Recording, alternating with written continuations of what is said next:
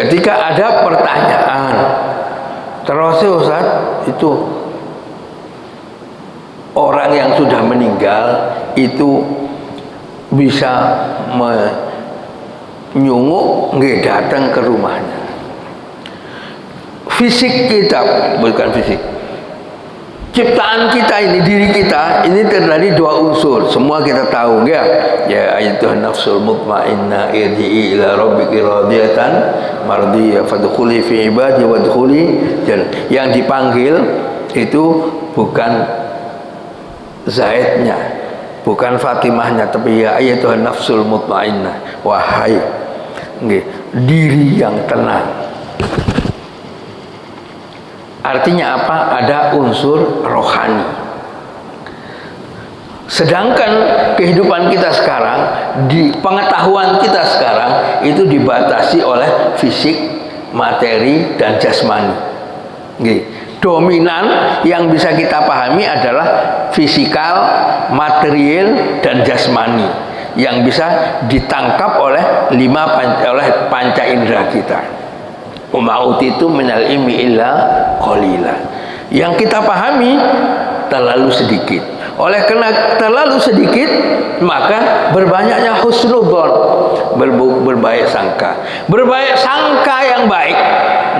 Baik sangka yang mesti baik. Berbaik sangka itu pasti untung walaupun keliru. Buruk sangka itu pasti rugi walaupun benar. Oleh karena itu, produksilah perbanyaknya berbaik sangka kepada siapapun, termasuk kepada orang gila. Karena tidak ada ruginya. Misalnya sampai iki ojo-ojo wali wong gendeng, apa rugine dadal? Mboten nggih. Mboten rugi. Itu tidak ada ruginya, sebatas persangkaan. Karena persangkaan yang baik tidak ada kecuali menghasilkan hati kita menjadi baik. Sebaliknya, persangkaan yang buruk tidak akan merubah keadaan, tidak akan membuat orang itu lebih baik, tetapi justru memperburuk keadaan kita. Demikian pula ketika ada keterangan bahwa ruh manusia yang sudah meninggal itu diberi kesempatan oleh Allah Subhanahu wa taala untuk datang ke rumahnya. Kalau memang itu referensinya bisa dipertanggungjawabkan, boleh jadi. Nek kula pancen ilmu kula dereng tutuk teng ngriku. Karena kula nggih dereng nyekseni. Kula pernah berguru kepada napa jenenge seorang kiai ulama. Masih sampean Ustaz. Itu kalau mau lihat ahli kubur yang disiksa, bisa Ustaz mau coba. Tapi buat apa? Buat apa? Akhirnya ketepaan kula nggih pancen rasa-rasa zikire. Zikir kata maca iki ayat kursi sakmene saged. Allah Subhanahu wa ta'ala berfirman di dalam Al-Qur'an, "Wala yuhituna bi syai'in min ilmihi illa bima syaa." Artinya, "Wala yuhituna bi syai'in min ilmihi illa bima syaa." Dan tidak ada yang mengetahui tentang ilmunya Allah. Tidak ada di dalam dunia ini. Illa, tapi diberi kecualian oleh Allah. Wala yuhituna bi syai'in min ilmi. Tidak ada yang bisa sedikit pun mengetahui tentang apa yang diketahui oleh Allah illa bima syaa, kecuali atas seizin Allah, kecuali sing dikarepaken dening Allah. Kalau Allah berkehendak roh itu kembali ke rumahnya untuk melihat keadaannya, monggo. Percaya enggak apa-apa, enggak ada ruginya.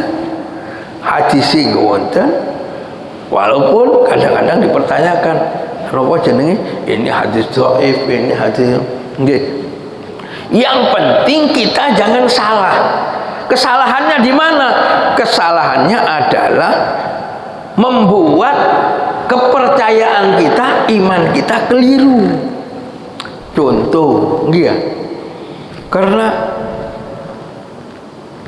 roh itu kembali, maka yuk kita sambut dengan apa?